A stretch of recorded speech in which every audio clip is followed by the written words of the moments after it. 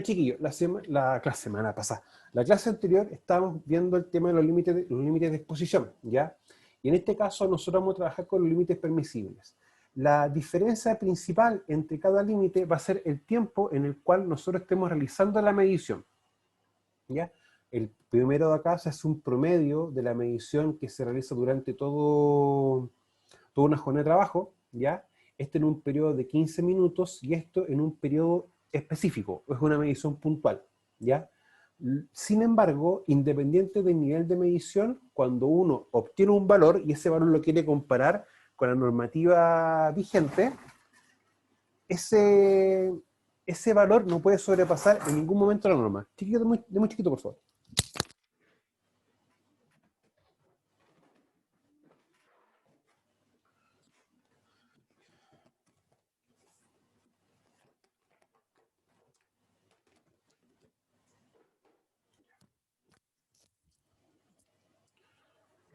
Voy a dejar de compartir un poquito la pantalla y vamos a mostrar una cosa para poder continuar. Este equipo, que ustedes ven en mi mano, es un equipo medidor de gases, ¿ya? Que este es una marca Draeger, una marca alemana. Siempre hay como tres marcas que son las más usadas. Draeger, MSA y Honeywell, ¿ya? Diferencias, tamaños, precios, ¿ya? Y tipos de gases que mide. Este es un lector multipropósito, o sea que la práctica mide más de un gas. Y este en específico va a medir 4 gases. Este equipo es para hacer mediciones en minería subterránea, más específico, porque mide oxígeno, mide monóxido, pero también mide nivel de explosividad, que son los LEL, Level o Low Exposure Level, ¿ya? Que es el factor que mide, y humos nitrosos, los famosos NOx, ¿ya? Ahora, este equipo no lo puedo usar todavía porque no lo he mandado a calibrar, ya que no, tengo que ver dónde lo puedo calibrar acá en Vallenar y si es que me lo hace, si es que me lo calibra, ¿ya? Porque una cosa es la calibración y otra cosa es la mantención de estos equipos, ¿ya? ¿Qué puedo hacer, por ejemplo, con este equipo? Como yo necesito ver humos nitrosos, puedo compararlo con el valor que me dice 594 y ver si está funcionando. Ahora, esto, si yo lo mido bien, me sirve para poder, por ejemplo, medir LPA, límite permisible absoluto, ya que este me hace una medición puntual, ¿ya? Una medición específica de la gente que yo quiero medir. Cuando yo quiero trabajar con mediciones un poco más extensas, como por tramos horarios, ¿ya? No, no tengo el otro equipo acá. Bueno, el otro equipo que tengo en el segundo piso viene con una especie de manguera y conecta a los sensores que están acá. Y eso va funcionando con una válvula que en el fondo va inyectando aire del que está en el ambiente y permite hacer mediciones por tramos horarios más largos, ¿ya? Ahora, estos equipos, pese a que son de un plástico duro, de un plan endurecido bien resistente, son bastante delicados, pero más la parte que es delicada son los sensores, ¿ya? O sea, no hagan ni tal, por ejemplo, de cuando estén midiendo, pescarlo, soplarlo fuerte, por ejemplo, o colocarlo detrás del tubo de escape de un vehículo, porque los sensores se vuelven locos y uno los fríe. Ahora, el principio de funcionamiento de todos los sensores es el mismo, y el equipo es el mismo. Cuando va a tener inconveniente es cuando los sensores empiezan a fallar, porque cada vez van sacando versiones más, o sea, este es el 2000 y ya van creo que en el 7000 o en el 5000. Por lo tanto, los repuestos de esto ya empiezan a ser más escasos, y empiezan ya, cuesta mucho encontrarlo en realidad, ¿ya? Ahora miren, en higiene tenemos que trabajar un poco con esto, vamos en la parte teórica, pero también, por ejemplo, cuando estemos en la unidad 3, vamos a empezar a trabajar con estos dos. El de acá es para medir temperatura y humedad, el de acá es para poder medir velocidad de viento. Y esta velocidad de viento, pese a que es higiene industrial, lo utilizamos también mucho en seguridad industrial, que es para poder medir velocidades de viento, pero cuando tenemos trabajos en altura. O también tenemos movimiento de elevación de carga, que este también nos permite poder tener un control mucho más elevado. Y el otro que es súper importante es el de... Ya. para poder medir luz o un luxómetro y para poder medir ruido, ¿ya? Que son como los estándares que uno siempre utiliza. Ahora, yo estos equipos siempre los mantengo en sobres o en bolsitos y los mantengo en cajas herméticas, ¿ya? Por lo mismo, porque los sensores son súper delicados y tienden a afectarse mucho. Y ahí hay un tema también con eso. Pero esos niveles de detalle lo vamos a empezar a conversar un poco más adelante. Entonces, lo principal es eso. Yo puedo medir, pero el tipo de equipo y la forma de medición me va a decir perfectamente qué límite voy a poder medir, ¿ya? Y eso tenemos que también entenderlo así. O sea, no todos los agentes son iguales. Incluso es más, esto que tenemos acá es un medidor de radiación electromagnética. Y si ustedes se dan cuenta, no tiene ningún sensor, como los que están acá, ninguno. Pero esto uno lo coloca, lo enciende, y ya empieza a detectar las distintas ondas electromagnéticas. La parte triste de esto, es que cuando uno lo coloca al frente del computador, uno tiene que estar a una distancia de 1 metro, de entre 90 y 1,20 m del computador, para que no te llegue, no te afecte la parte de la energía electromagnética. Entonces, ahí vamos a tener varios temas, ¿ya? Por eso yo le decía que echaba de menos un poco lo no virtual, porque es más fácil trabajar con esto en vivo y en directo, ¿ya? Ahora, lo importante que yo quiero que ustedes sí o sí remarquemos es, cuando ya empecemos a trabajar un poco más con esto, es no solamente el cómo se usa el equipo, sino que cómo yo tengo que medir, porque ahí se cometen los errores. O sea, incluso para poder hacer las mediciones, wincha, ¿ya? La medición, para que sea lo más representativa posible, por ejemplo, tiene que hacerse una distancia, el equipo tiene que tener un ángulo y una forma de colocarse, ¿ya? Para que también nos demos cuenta de eso. Los límites yo no los defino, los define el Decreto Supremo 594, ¿ya? Y esto tiene que estar en revisión constante. Ahora, lo más probable es que si ustedes les da por estudiar alguna norma de otro país, los valores no sean los mismos, ¿ya? Los valores pueden ir variando de un país a otro. Y eso se ve mucho cuando uno trabaja con el agente ruido, ¿ya? Pero eso lo vamos a conversar en su momento un poquito más adelante.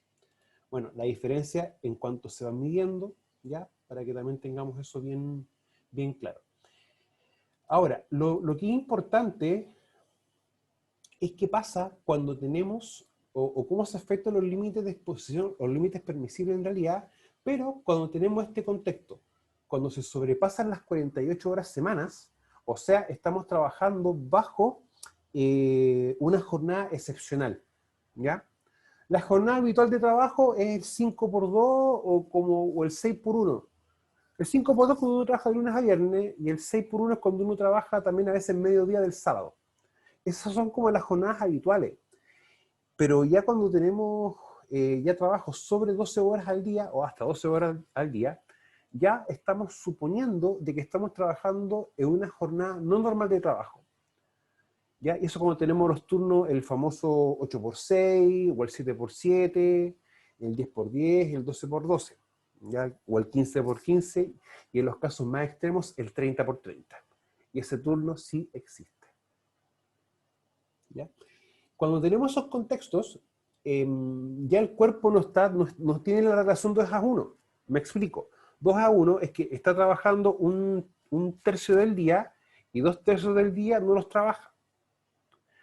Esa relación 2:1, ¿qué me permite? Que el cuerpo, en esos 2/3 del día que no está trabajando, puede reponerse o recuperarse de los efectos que puede haber causado el estar trabajando expuesto a alguna sustancia química, ¿ya? Por lo tanto, si yo pienso y empiezo a sacar la lógica, oye, pero si estoy trabajando más horas al día y por más días a la semana, ¿puedo estar expuesto a la misma cantidad o a más cantidad? La respuesta es no. Tengo que estar expuesto a menos cantidad. Porque ya la relación no va trabajando normalmente, la relación no va a ser 2:1. Si cuando tenemos trabajo en turnos de 10 o 12 horas, la relación prácticamente pasa a ser 1:1. La mitad del día trabajando, o la mitad del día expuesto, y la otra mitad del día el cuerpo recuperándose. Bajo ese punto de vista, ¿qué dice acá? El efecto de la mayor dosis de tóxico que recibe el trabajador unida a la reducción del periodo de recuperación durante el descanso, ¿ya? Y hay que castigar, en el fondo, o generar un factor de acomodo, o un factor de reducción, ¿ya? Y eso va a ser siempre así. Lamentablemente, cuesta a veces que el empleador entienda eso. Incluso si uno está trabajando con sustancias tóxicas, ¿ya? O alguna sustancia peligrosa compleja, uno no puede hacer o debiese hacer horas extras estando expuesto a ese elemento, ¿ya? Porque no se va a hacer una reducción de nivel de exposición, por lo tanto, no se va a cumplir la regla del descanso, ¿ya? O sea, va a estar trabajando como una jornada excepcional, pero en jornada de 5x2. Entonces el cuerpo no va a tener el tiempo o el espacio para poder recuperarse de los distintos efectos que pudiese existir. Ahora, no es que este FJ va a ser el nuevo límite. No, no, no. Este factor se calcula en función de las horas que tengamos. O sea, si por ejemplo estamos trabajando en 10 días con un turno de 12 horas, ya va a ser 48 dividido en 12 por 168 menos 12. ¿Ya? O en este caso tendría que ser menos 120. ¿Ya? Porque en el fondo el 48 está directamente está como normalizado a una cantidad máxima de horas que se puede trabajar a la semana, ¿ya? Por eso es importante que el H que yo calcule no sea en la práctica calculada semanalmente, sino que sea calculadas en función de la cantidad de días, ¿ya? Trabajados. Claro, el decreto lo va a hacer, lo va a pensar semanalmente, porque en el fondo va a decir, ya va a trabajar tantos días continuos, ¿ya? Se puede dar de las dos apreciaciones. Yo me quedo más con lo que les explico al principio, ¿ya? Aunque si por ejemplo tomasen un ODI de una persona que trabaja en una jornada excepcional, por ejemplo, y dicen, oye, pero tú esto lo estás calculando a 10 días y la persona está trabajando 7 días. ¿Qué me puede decir, por ejemplo, en este caso el fiscalizador, que no lo calcule en 10, que lo calcule en 7? Porque si lo calculo en más días, en el fondo, ¿qué va a pasar? Va a ser más pequeño el factor de reducción. Más días, más pequeño, menos días va a ser un poquito más grande. Entonces, cuando yo lo multiplique, va a ser más pequeño el valor real al que yo pueda estar expuesto. Y eso es importante, que en el fondo entender de que la persona, si una sustancia son 10, no va a poder estar expuesta a los 10, va a tener que estar expuesto a 5 o a 6, dependiendo de cada una de las sustancias, ¿ya? Lamentablemente, no todas las sustancias van a tener los mismos comportamientos, ¿ya? A mí siempre me han preguntado, desde el punto de vista laboral, qué sustancias son complejas. Los ácidos fuertes, que son el nítrico, el sulfúrico, el clorhídrico y el perclórico, el sulfídico también y el sulfúrico, algunas bases, por ejemplo, como algún hidróxido de sodio, algunos metales, ¿ya? Pero también el amonio. Y el amonio, ustedes lo conocen, lo utilizan siempre, lo utilizan constantemente en las casas. Pero no lo utilizan como amonio, lo utilizan como hidróxido de amonio, o un hipoclorito de sodio, que son los dos componentes principales del mal llamado cloro, producto de limpieza. Entonces, cuando usted está limpiando y siente un olor fuerte en el que les pica la garganta, les lagrimea los ojos y y les da una picazón en la parte de acá y se les comprime, es netamente un efecto asfixiante del amonio del cloro en realidad. O sea, no hagan ni tratar de hacer ese ejercicio olor a limpio. No, eso es estar inhalando un elemento que va a ser altamente asfixiante, ¿ya? Ojo, se definen como asfixiantes porque en la práctica desplazan el oxígeno. Hay oxígeno presente, esa sustancia está, químicamente hablando, va a tener un peso específico mayor y va a desplazar al oxígeno, ¿ya? ¿Cuál es la parte triste? Que, por ejemplo, cuando estamos expuestos a monóxido de carbono, el cuerpo es 220 veces más afín al monóxido de carbono que el mismo oxígeno. O sea, biológicamente hablando, el cuerpo a veces tiene como una facilidad para estar en contacto con sustancias peligrosas, aunque uno no lo quiera, ¿ya? Eso ya es un tema un poco más complejo. El otro punto importante a considerar con los límites permisibles es esto. Cuando estamos a una altura superior a Profesor, los... ¿Sí? Dígame. ¿no está compartiendo la PPT? No, No, pero recién me vienen diciendo... es que estaba, recién me di cuenta que estaba mirando la Pucha, pantalla, por eso que, yo que lo había compartido y después la... ya. Perdón, chiquillo. claro, Es ya. día, es día viernes y mi cabeza ya se dio cuenta que es viernes ya. Ya. Entonces, chiquillo, perdón, les pido disculpas. Ya no va a volver a pasar. No, pero sí se entiende lo que estaba explicando. Ya. Entonces, chiquillos, recuerden que esta es la fórmula, ¿ya? Y vamos a tener que trabajarla en el formato de los días de la semana, no con el formato del turno completo, ¿ya? Para que esto pueda tener un factor de reducción más acotado. Ahora, la pregunta mía es, yo sé que el trabajador puede estar expuesto hasta esa cantidad, pero la pregunta es, ¿cómo lo hacemos nosotros para verificar que esa situación en el trabajo sea así?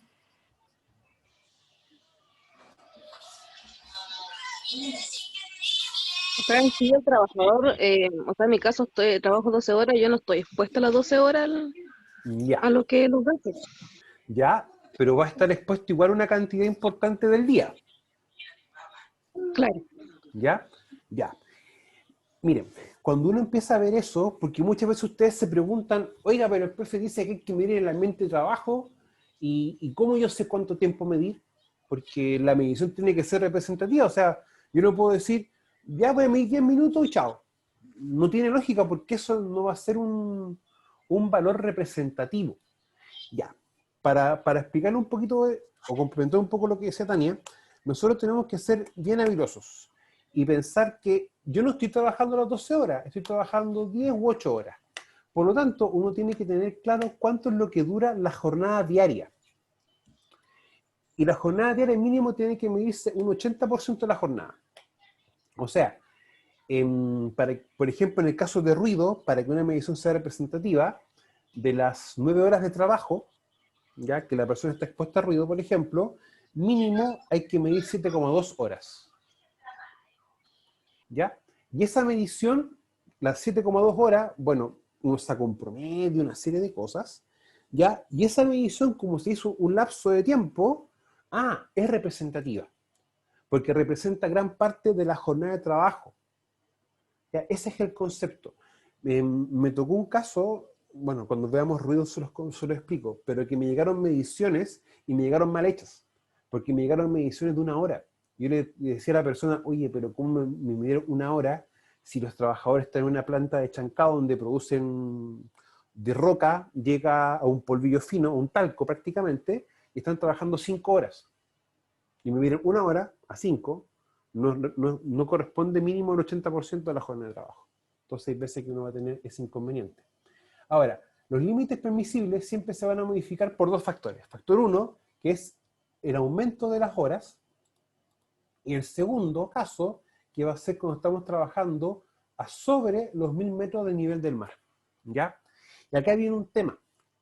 Cuando uno va aumentando en altura, y llega a un punto que es la altura geográfica, ¿el oxígeno está en el ambiente? Sí, pero las moléculas de oxígeno no están tan agrupadas, se empiezan como a arrancar, están mucho más separadas.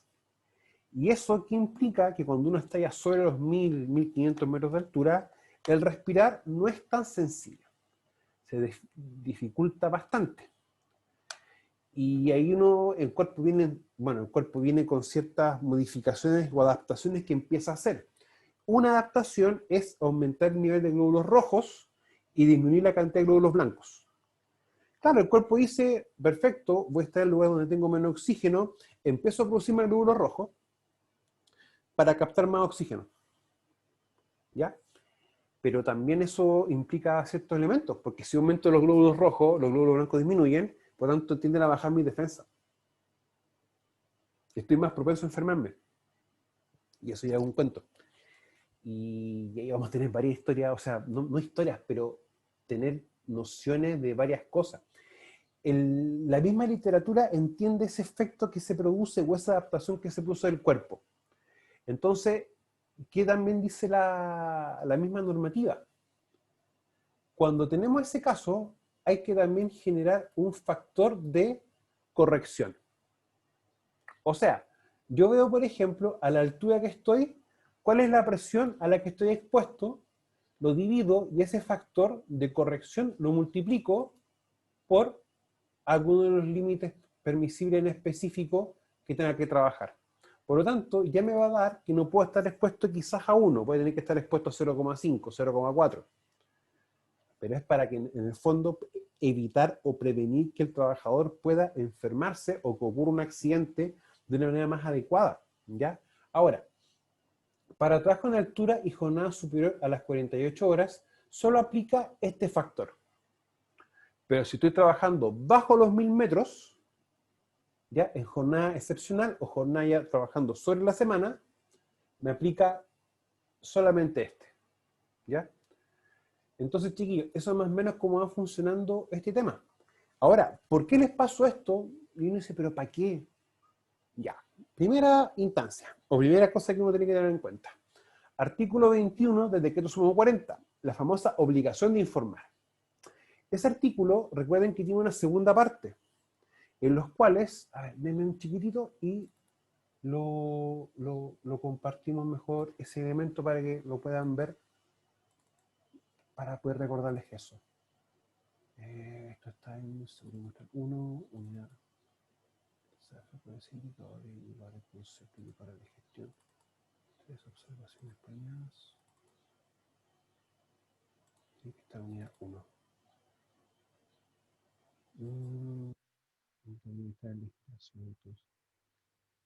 Trabajo 2020. 1, no. 2, información aplicada. Decreto 40.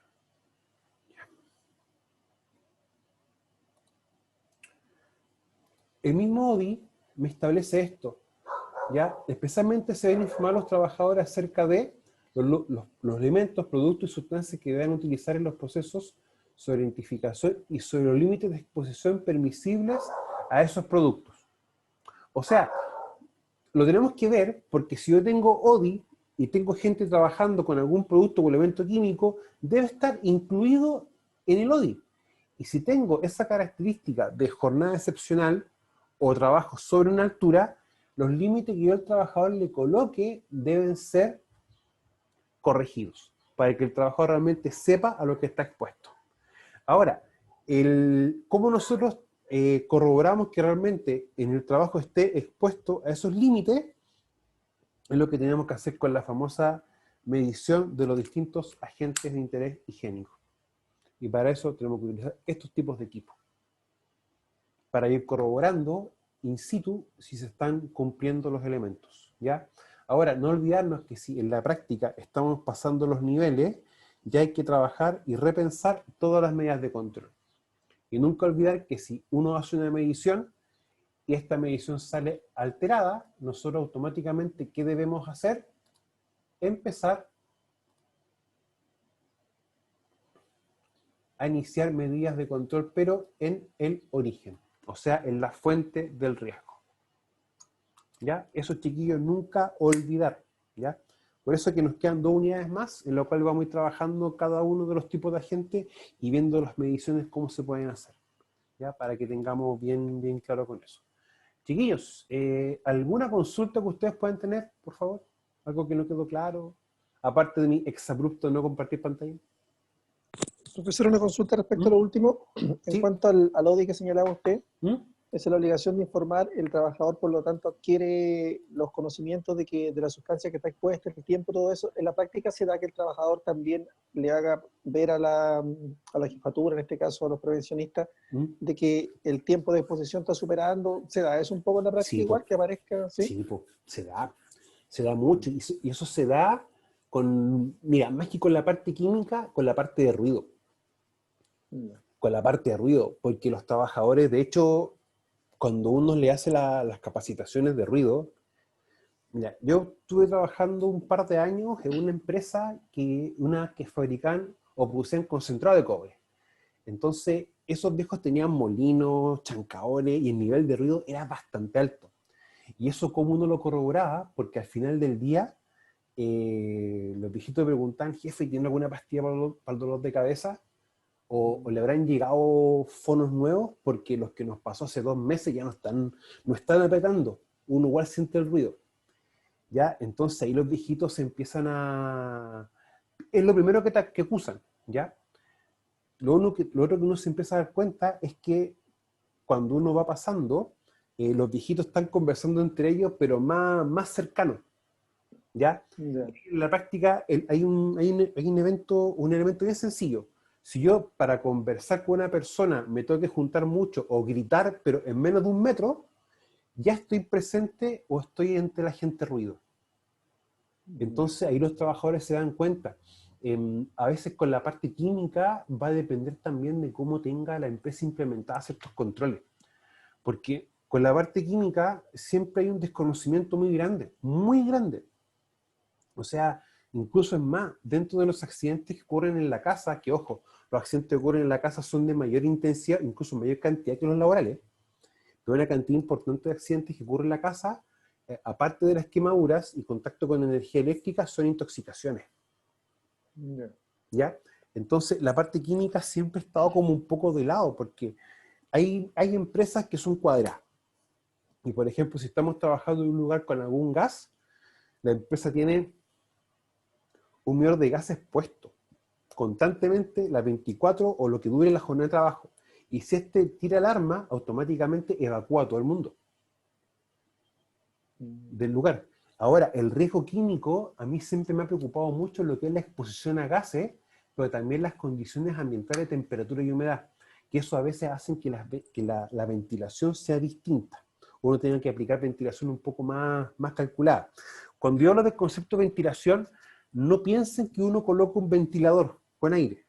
Ventilación que implica que a un lugar de espacio físico yo le tengo que inyectar aire limpio y saco aire con alguna porción de contaminante o con agente que pueda contaminar. ¿Ya? Por eso que muchas veces cuando uno trabaja con elementos químicos es importante, por ejemplo, pensar, ya, estoy trabajando con esto, el volumen de la habitación, por ponerte un ejemplo, son 3x3, ahí son 9, y 9 por 2 metros son 18. Ya, tengo un volumen de 18 metros cúbicos. Entonces uno que empieza a pensar, 18 metros cúbicos. Por lo tanto, si coloco un extractor que me saque 36 metros cúbicos por hora, en 1 hora va a haber un recambio de 2 veces todo el volumen de aire de la habitación. Y eso es una medida de control. Controlar la cantidad de contaminante o de agente que pueda contaminar, que son más correctos, en el ambiente de trabajo, en el espacio físico. ¿Ya? Y eso es un tema. Eso es como lo que más uno puede ver.